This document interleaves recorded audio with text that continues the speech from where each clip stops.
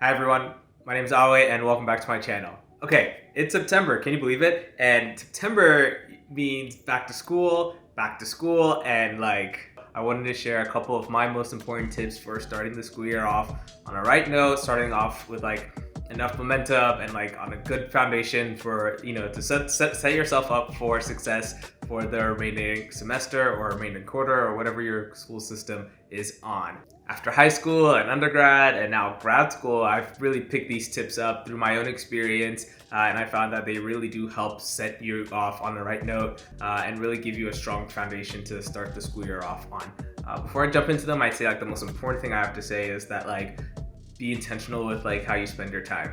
Being a student is not easy, whether you're involved with you're taking classes or being involved with extracurriculars or doing research or whatever your social life looks like. Being a student and balancing everything, planning for the future is not easy at all. And so I just want to say be intentional with your time and give meaning to the things that you do and make sure they bring you joy. Okay, enough of all that. I have 3 tips for again starting the school year off on a high note. My first tip is to set your system up early and use tools that work with your flow. Okay, by system, I mean your system is really a set of processes or the set of processes that you engage in to be productive while in school. So this means getting your folder systems on your computer set up right, for all your classes, all your assignments, all your readings, all your problem sets, where everything is going to go. If you're given an assignment, where you're going to save it and where to find it whenever you do need it. Part of your system means taking the time to put things in your calendar. You go through your syllabi and you find all your key exam dates, key project due dates, big homework assignment and paper due dates, and you put them in your calendar, whether it's a physical calendar you carry in your planner or on your wall, or on your computer, with Google Calendar or Outlook or whatnot. But putting them somewhere, you set your reminders up, whether 1 week or 12 hours in advance, so you never forget it and make sure you're on top of it. In addition to that, in addition to school stuff, I find it personally really important to block out non-school, non-class activities, whether it's clubs that you're involved with, research, or even stuff going to sleep, time when it's time to wind down. I put a little block in my calendar. It's hey, start winding down now. Or time to, if I want to take a nap, block that time in. If you want to eat dinner or whatnot, work out, go for a run. I think blocking those times out helps me stick to sort of those routines throughout the school year, especially when things get busy and things start to come up impromptu.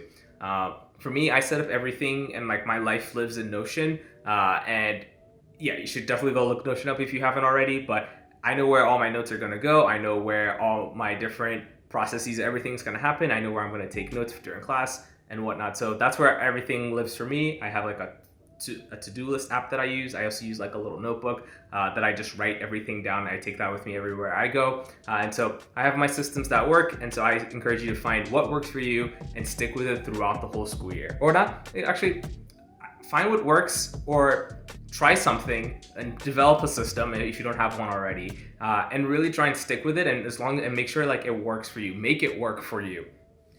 Your system can also include your system doesn't have to also just be school and extracurriculars and calendars. It can also include making playlists, your studying playlists, your workout music, make these playlists ahead of time. Know where you're going to work in the library ahead of time. That way, when the time comes for you to get to work, you just put your music on. You don't have to scroll looking for things to look for. You already have your system for studying, and you just get into the zone, auto zone. And so on a smaller note, I think it's also important that part of your system and sort of making these processes, part of your system is also the physical tools that you have. Whether you need headphones for being in the library and working in a loud space, or in your apartment, and to be able to listen to your music if that helps you study, or even having a little dongle for your computer. Sometimes you want to project stuff when you're in the library and you might not have the right port. Have a dongle that works with your computer, so no matter what the situation is, there's nothing that slows you down or gets in the way of being productive when you need to be. My second tip is to make learning fun. I know this sounds cliche, but your mindset towards the things you're involved with, like classes or clubs or whatnot, really impacts how much you enjoy them and how much you get out of them. I'd say take a look at your classes this coming semester or coming quarter, and think about all the things that you can get out of them. Is there a project that sounds cool and that you're really looking forward to? Are there any readings that sound like they're going to be really interesting? Any assignments? I know it's weird to think readings that are interesting, but readings are interesting. Assignments can be interesting, and so think about that and ask yourself what excites you? What are you looking forward to? And make that part of the experience, look forward to those things. In addition to that, I say it's also important you broaden your range. Sort of try new things out, whether it's take a class that sounds interesting but might not be exactly in your sphere or in your area, but that's okay. Try it out and enjoy, as long as you're enjoying it and having fun and it's part of the process. That's okay. Try new tools out. I remember there was one quarter where I was working on a more technical project, a class project with someone, and we had to make visualizations, and we could have just printed out graphs, but my partner was oh, Awe, you don't know how to use Illustrator, here's a good chance to learn how to use Illustrator. And I was yeah, I always hear about Illustrator, I should probably learn how to use it. And so this project was a really fun way for me to learn how to use this tool, and in a way made enjoy learning, completing this project really fun, because here I was not just doing this the project for class, but I was learning a new skill, and my visuals, me and my partner, our visuals were really awesome, and I was really proud of that, because I made that using a tool I never used before, and now I have that skill with me, for everything that I use. I've used Illustrator ever since then, and so anyway, broaden your range, try new things, and make learning fun. It doesn't have to be this mundane activity that oh, I'm in school, learning and being in this it can be fun, it can be enjoyable, and you can get a lot out of this. And your enthusiasm towards this carries through when it comes time for interviews for grad school or med school or whatnot, or even jobs and everything. So enjoy what you're doing and have the energy for it. I know some of these are easier said than done, but I think it's important to come with an optimistic attitude. My third tip is to intentionally carve out time for reflection. Reflecting on past experiences can be crucial, or current experiences actually, can be really critical for giving them meaning, and helping us stay sane and contextualizing what the things that we're involved with.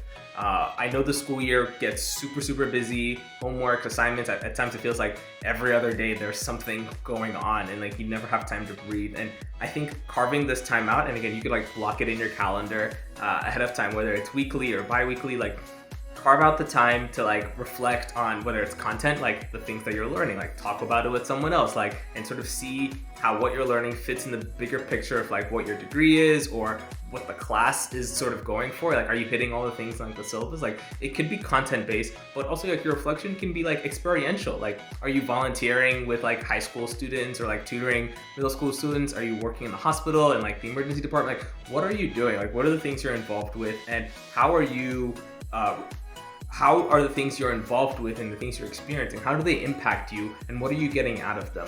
Are you learning something new about yourself? Are you finding strengths you didn't know you had? Are you realizing you don't like something, or you aren't very good at something that you thought you might be good at? Are you doing research? There are all these really cool reflection questions that you should be asking yourself, and one way you can go through this process, not just by carving out the time, but also by writing it down. Documenting is a big part of the reflecting process, and I guess you can also talk to folks, but like I said, if you're documenting it, writing it down in a journal, typing it up, or you could even record yourself talking about the things you're involved with. This process is really awesome, and it really makes a difference, because you get to see what you're gaining from your experiences. And when the time comes for you to talk about those experiences, say at a job interview, med school or grad school interview, or whatnot, when they ask you oh, what are your strengths and weaknesses? You've already reflected on this, and it's not now this process of trying to dig through and say, well, what have I done? And so it's super important. Documenting is a big part of the process. Not enough students spend time reflecting on their experiences, because we just often we're just lost in the sauce of what school is. And so like I say, like if you can carve that time out, even if it's like 30 minutes a week, just write how the week was and like the things you were involved with, that really makes a big difference. I know school's hella busy, but from my experiences, like having a system that works, making learning an enjoyable experience, and like reflecting on those experiences, those three things like really set the foundation, or really like have set me up well to have really successful and enjoyable school years and like school semesters. Of course, things get busy, halfway through the quarter, like you always reach that point, at finals, like everything just sort of comes at you. But I think like if you could start off on a right note and you're enjoying what you're doing, like you really do make the most out of it. And so if you have any tips for what success looks like in high school or middle school, if you have any tips for for how to succeed, or what things that you do to make the most out of your time at school, or like to start off each semester on a high note, definitely drop them down in the comments below, and share this video with anyone who you think might benefit from this. Okay, that's all I have, and I will catch you all in the next one. Peace.